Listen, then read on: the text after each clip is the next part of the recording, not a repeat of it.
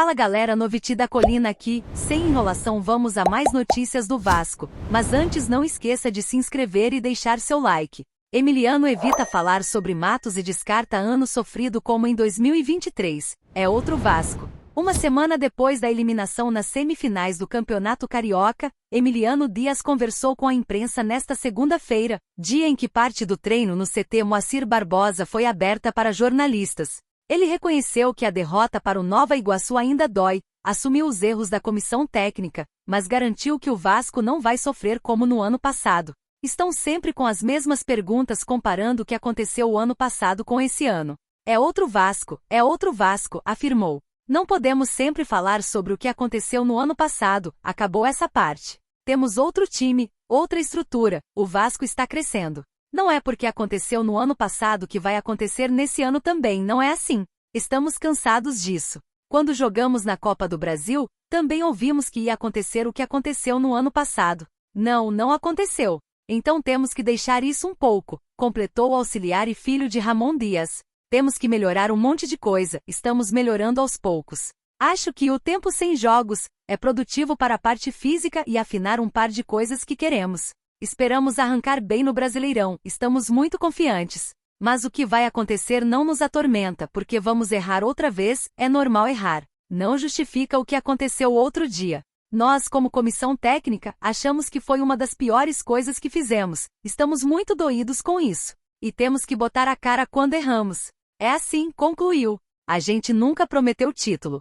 Prometemos que íamos brigar até o fim. O que aconteceu outro dia não é normal, mas vamos brigar até onde tivermos possibilidade. Tem que saber que tanto a comissão técnica, o Lúcio e sobretudo os jogadores vamos dar a vida pelo Vasco. Como aconteceu no ano passado onde fizemos história. De 9 pontos para cá era muito difícil, e eles que fizeram isso. Vamos dar a vida até o último momento. Foi o que nos fez ficar no Vasco, então que a torcida acredite até o fim. Essa é a mensagem, afirmou. Base do Vasco perde espaço em 2024. Veja a minutagem dos garotos no profissional. Assim como aconteceu na reta final do ano passado, a base do Vasco tem sido menos utilizada no início de 2024. Nos 2 jogos das semifinais do Campeonato Carioca contra o Nova Iguaçu, por exemplo, o técnico Ramon Dias não relacionou nenhum cria do clube. As exceções foram os 2 primeiros jogos do estadual, quando o elenco principal estava em pré-temporada no Uruguai. Comandado pelo então técnico do Sub-20 William Batista, o time contou com 12 crias nas partidas contra Boa Vista Vitória e Sampaio Correia empate.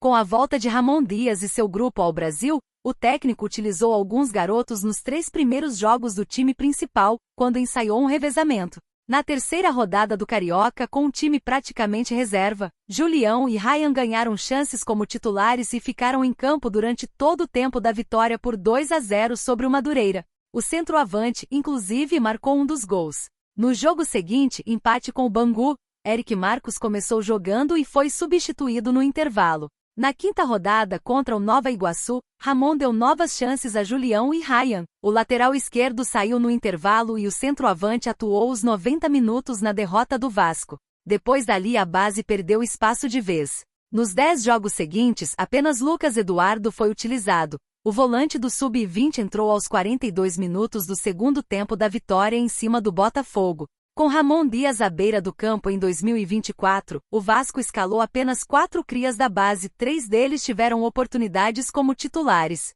Nos jogos contra Flamengo, Audax, Fluminense, Volta Redonda, Marcílio Dias, Portuguesa, Água Santa e Nova Iguaçu 2, os garotos não entraram.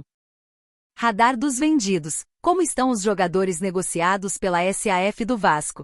Desde que a SAF assumiu o controle do futebol, em setembro de 2022, o Vasco vendeu 6 jogadores, com uma arrecadação bruta mais de 200 milhões de reais. Além de ter negociado também parte dos direitos econômicos de um atleta. Negociado com o Chelsea por 12,5 milhões de euros, 68,4 milhões de reais. Andrei Santos não conseguiu sequência no clube inglês e tem sido emprestado desde o ano passado.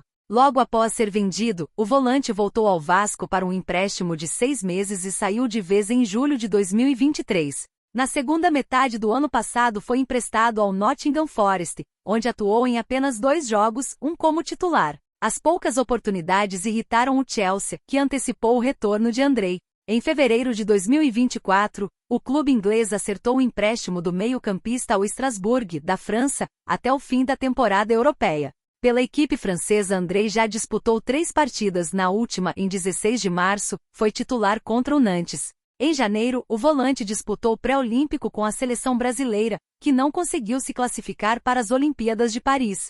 Vendido ao Toluca por $5 milhões, 26,9 milhões de reais, em meados do ano passado, Pedro Raul não se firmou no México. Atuou em 19 jogos com 4 gols e 1 assistência, antes de retornar ao Brasil na atual temporada. O centroavante ex-Vasco foi comprado pelo Corinthians, que adquiriu 80% dos direitos de Pedro Raul por cerca de $5 milhões, 25 milhões de reais na cotação da época. No clube paulista ele tem 2 gols em 5 jogos em 2024, 4 como titular. O jogador passou um período se recuperando de uma lesão no músculo posterior da coxa direita. O último jogo foi contra o São Bernardo, no dia 14 de março, quando Pedro Raul marcou um dos gols da vitória por 2-0, que garantiu a classificação do Corinthians para a terceira fase da Copa do Brasil.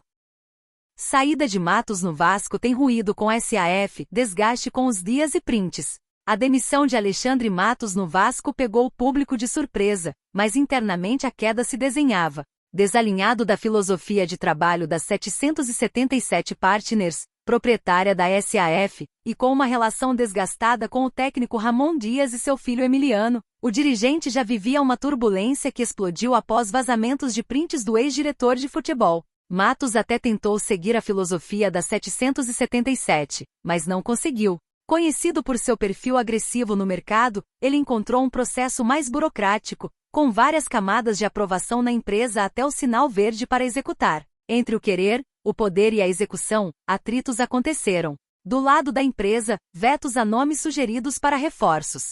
Do lado do dirigente, insatisfação com a demora e a consequente perda de oportunidades. Para fora, o discurso de Matos era o de obedecer às diretrizes. Nos corredores, porém, a insatisfação já era manifestada publicamente, como ocorreu logo em seus primeiros meses, durante um evento na CBF. A relação com Ramon Dias e seu filho auxiliar, Emiliano, não era boa. Ela se desgastou durante a montagem do elenco, já que por muitas vezes houve uma falta de alinhamento.